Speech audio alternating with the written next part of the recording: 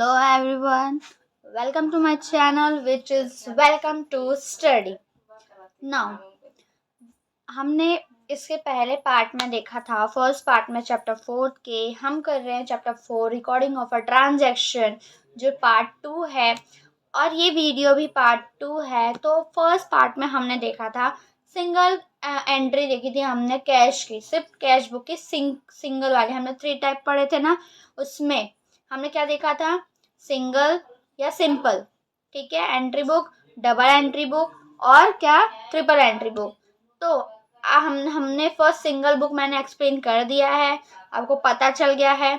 तो अब क्या करना है, डबल एंट्री बुक का करना है, ठीक है। मैंने वो एग्जांपल बता दिया है। अब आपको क्या करना है, आज मैं बताने वाली हूँ डबल एंट्री बुक की क्या होती है। तो उसमें क्या होता है कि जैसे कैश का कॉलम बनता है वही करना है, बस उसके साथ साथ बैंक का भी कॉलम बनाना है आपको, ठीक है। तो हम स्टार्ट करते हैं, क्वेश्चन से डायरेक्ट स्टार्ट करते हैं, ठीक है। डबल एंट्री में जिसका कैश और बैंक का ट्रांजैक्शन दोनों साथ में होता है, ठीक है। तो हम क्वेश्चन करते हैं, उसके लिए क्या करना होगा, let's go to the screen. So question क्या है, क्वेश्चन आपको स्क्रीन पर दिख रहा होगा। क्वेश्चन क्या है, क्या बोला गया है, प्रिपेयर 2 कॉलम कैश बुक, मतलब 2 ट्रांजैक्शन के कैश बुक बनानी है of Bimal Lucknow from the following transaction, जो कि बीमल लखनऊ है, लखनऊ मतलब बिजनेस है बीमल का लखनऊ में, उसने कुछ ट्रांजैक्शन किए हैं वो बताना है, ठीक है। तो क्या क्या किया, हम पहले क्वेश्चन पढ़ लेते हैं। तो क्या बोला है, कैश बैलेंस मतलब कैश की बैलेंस दी है 5,000, बैंक बैलेंस 17,500, 17,500, ठीक है। अब cash receive from sale of share, ठीक है, मतलब कैश जो है रिसीव हो रहा है सेल करने से 5,000, ठीक है। Cheque receive as a advance against sales paid into bank, मतलब चेक रिसीव हो रहा है एडवांस में, लेकिन अगेंस्ट किसके अगेंस्ट में, सेल्स के। तो पेड जो पे किया गया है बैंक में, ठीक है, कितना है 50,000। क्या बोला है, paid as boss by cheque, मतलब पे करना है किसको, बॉस को, लेकिन किसके फॉर्म में, चेक के फॉर्म में। तो ये बैंक में एंट्री जाएगी, कितना 12,500, ठीक है। डिस्काउंट रिसीव, इसका कुछ है ही नहीं, क्या क्या डिस्काउंट रिसीव हो रहा है, कैश में भी नहीं आ रहा ना बैंक में आ रहा है, तो इसकी एंट्री नहीं होगी, ठीक है। पेड वेजेस इन कैश, मतलब वेजेस भरना है, पे करना है कैश के अंदर, कैश में, ठीक है। तो कैश में ट्रांजैक्शन जाएगा 3,000। Receive a cheque from A Mukherjee and send to the bank, मतलब चेक रिसीव हो रहा है किससे, मुखर्जी से, और उसको क्या करना है, बैंक में भेजना है 6,000, तो वो हम भेजेंगे बैंक में, ठीक है। अब क्या बोला है, ड्रॉ फ्रॉम बैंक, ड्रॉ मतलब बताया था मैंने, विड्रॉ बैंक 5,000 बैंक में जाएगा। Paid office salary in cash, cash में जाएगा, ठीक है। Sold goods in cash for 8,000 plus CGST and SGST 6% each and bank the same, ठीक है। तो इसको हम लोग करना है, परसेंटेज निकालेंगे, उसके पहले तो टोटल अमाउंट करना है, उसके बाद परसेंटेज निकाल के जो आएगा वो करना है, ठीक है। फिर paid rent by cheque including CGST and SGST 6% each. अब मैं आपको बता दूं कि ये जो अमाउंट है इसके अमाउंट गलत है, ठीक है, गलत किया हुआ है, जिसकी वजह से आंसर इक्वल मैच नहीं हो रहा है, ठीक है। तो इसमें क्या लिखा है क्वेश्चन में, 1,120 लिखा है ना, पर वो सिर्फ 1,000 ही आएगा, 1,120 नहीं आएगा, ठीक है। फिर पेड इनटू द बैंक 7,500, ठीक है, तो ये बैंक में जाएगा। तो हमने क्वेश्चन पढ़ लिया है, अब हम स्टार्ट करेंगे इसका सॉल्यूशन। तो उसका क्या करना होगा, लेट्स गो। तो हम स्टार्ट करते हैं क्वेश्चन अपना, ठीक है। आज मैं ऐसे ही बना रही हूँ, ब्लैक बोर्ड पे नहीं कर रही हूँ, अब मैं ऐसे ही बनाऊंगी ताकि आपको समझ आए, ठीक है। तो अब मैं बता दे रही हूँ कैसे करते हैं, स्टार्ट करते हैं हम लोग। देखो मैंने बताया था फॉर्मेट, मैंने कुछ फॉर्मेट नहीं लिखा है, मैंने आपको फॉर्मेट बता दिया था पहले ही कि यहाँ पर्टिकुलर से पहले आएगा अपना डेट आएगा, फिर पर्टिकुलर आएगा, फिर JFLF आएगा, सॉरी, फिर कैश ऑफ बैंक का कॉलम, फिर डेट, फिर पर्टिकुलर, फिर कैश ऑफ बैंक का कॉलम, ये आएगा, ठीक है। पर मैंने ये डेट और LF नहीं बनाया है ठीक है, लेकिन आपको बनाना पड़ेगा पूरा फॉर्मेट, फुल फॉर्मेट आपको बनाना है, ठीक है। तो अब हम स्टार्ट करते हैं। अगर आप फॉर्मेट नहीं बनाओगे तो आपको नहीं आएगा, इसलिए आपको पूरा बनाना पड़ेगा। पर मैं अभी इसलिए सिर्फ इतना ही बनाया ताकि आप लोग को अच्छे से दिखे और समझ आए, ठीक है। लेकिन आपको बनाना है तो आप प्लीज़ बना लेना उसको, ठीक है, भूलना मत। अब हम लोग क्वेश्चन स्टार्ट करते हैं, ठीक है। तो क्या बोला है, पहला क्या एंट्री बोला है, जून 1 को क्या है, बैलेंस, कैश बैलेंस दी हुई है। तो मैंने क्या बोला था, बैलेंस कहाँ लिखते हैं, डेबिट साइड। ये हमारा क्या है, डेबिट, ठीक है, और ये हमारा क्रेडिट, ठीक है। तो ये अब बैलेंस बोला है, कितना बोला है बैलेंस, 5,000, 5,000 बोला है। तो क्या लिखेंगे, to cash balance BD, balance BD लिखेंगे, कितना है 5,000। कैश के कॉलम में लिखेंगे, ये कैश और बैंक का कॉलम है, एक ही में मत लिख देना, ठीक है। तो ये 5,000 कैश के कॉलम में गया, ठीक है। अब क्या बोला है, बैंक बैलेंस बोला है 17,500। अब बैंक बैलेंस भी दिया हुआ है तो बैंक का भी बैलेंस क्या होगा, B लिख देती हूँ मैं शॉर्ट में, और बैलेंस BD, ठीक है, बैंक के कॉलम में लिखना, ठीक है। कितना है, 17,500, ठीक है, ऐसा लिखना। क्या बोला है कि डिस्काउंट रिसीव, तो मैंने पहले ही बोल दिया कि डिस्काउंट रिसीव नहीं लिखेंगे, क्योंकि उसमें बताया नहीं है कि क्या चेक रिसीव हो रहा है कि क्या रिसीव हो रहा है, कुछ बताया नहीं है, तो उसकी एंट्री हम नहीं करेंगे, ठीक है। अब क्या बोला है, पेड वेजेस कैश, मतलब हमें पे करना है वेजेस को, पर किस में, कैश में करना है। तो कहाँ जाएगा, पेमेंट की एंट्री यहाँ होगी, तो बाय वेजेस केस में कैश में हो रहा है तो कैश में जाएगा। कितना लिखा हुआ है, 3,000, ठीक है, ये हो गया। अब क्या बोला है, receive a cheque from A Mukherjee and send to the bank. Cheque receive हो रहा है, ठीक है, बैंक में, किससे, पर मुखर्जी से। रिसीव की एंट्री कहाँ होगी, तो यहाँ, तो क्या लिखेंगे, मुखर्जी का नाम लिखा हुआ है, मुखर्जी, ठीक है, कितना, 6,000 बैंक में, ठीक है। अब क्या बोला है, ड्रॉ फ्रॉम बैंक 5,000, मतलब बैंक से 5,000 निकला हुआ है। तो क्या निकला है, कैश निकला हुआ है, बाय कैश, बैंक ड्रॉइंग में आता है, कितना निकला हुआ है, 5,000, ठीक है। तो अब क्या बोला है, paid office salary in cash, मतलब ऑफिस की सैलरी भरना है कैश में। तो क्या जाएगा, पेमेंट की एंट्री यहाँ होगी, बाय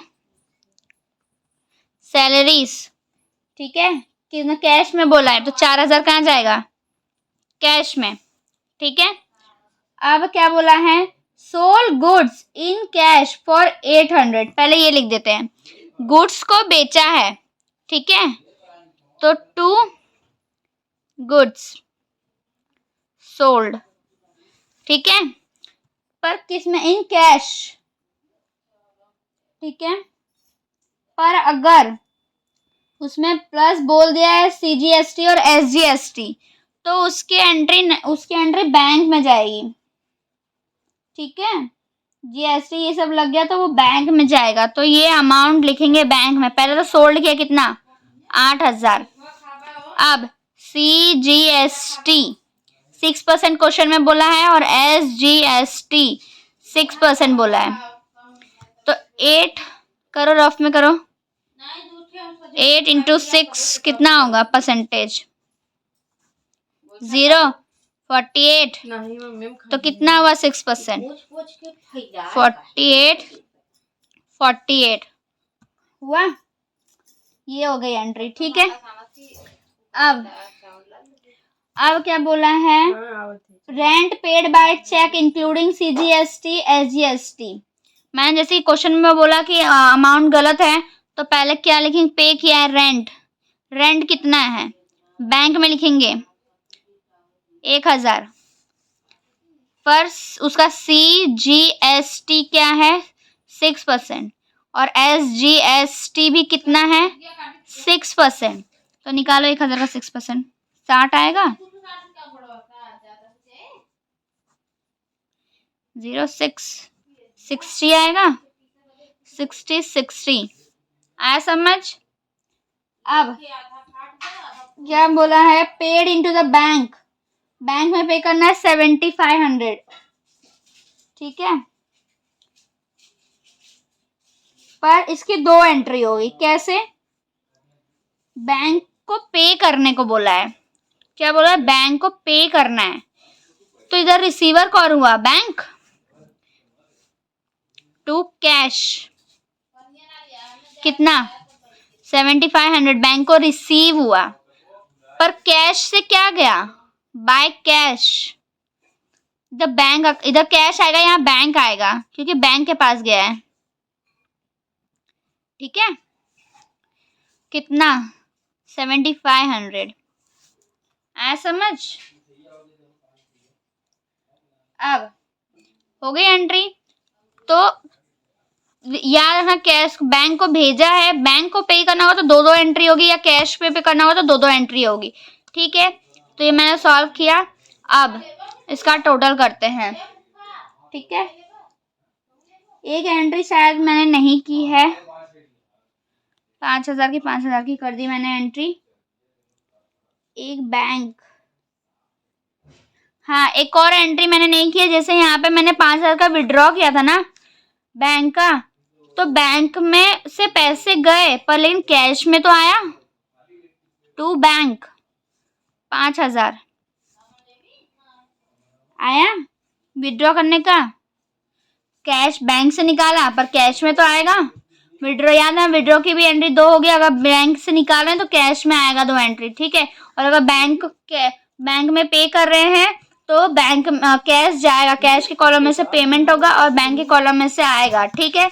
तो अब सारी एंट्री हो गई, सारी एंट्री क्या है, तो अब देखते हैं कि पहले चेक कर लेते हैं कि कौन सी एंट्री बाकी है, 3 4 हो गई, अब 7 ये हो गया, अब 15 12, सारी एंट्री पर चेक करो, ठीक है। 5 5 17 50 6 8 400, अब इस सबका टोटल करो, हमें बैलेंस बीडी तो निकालनी है, बैलेंस सीडी तो निकालनी है, बैलेंस बीडी तो हो गई है अपनी। तो फिर से कैलकुलेट करते हैं, पहला तो क्या है, 17500 प्लस कितना है 50000 plus 6000 plus 8000 plus 4000 480 plus 480 plus 7500, कितना हुआ टोटल, कितना हुआ, रफ में करो 89,960। अब डेबिट साइड का, अब क्रेडिट साइड करो, 12500 प्लस 5000 प्लस 1000 प्लस 60 प्लस 60, 18000, कितना हुआ 18620, ठीक है। तो कौन सा बड़ा है, ये बड़ा है कि ये बड़ा है, ये बड़ा है कि ये बड़ा है, तो बड़ा कौन सा है, 89960, क्या आएगा 89960। अब माइनस करो, क्या है माइनस करो, कितना है 89,960 माइनस कितना है 18,620, कितना आएगा, इसका बैलेंस कहाँ जाएगा, यहाँ जाएगा, to balance B, balance C D कितना है, कितना आया 71340, तो ये हो गया टोटल, ठीक है। तो अब हम आंसर चेक करते हैं, 340,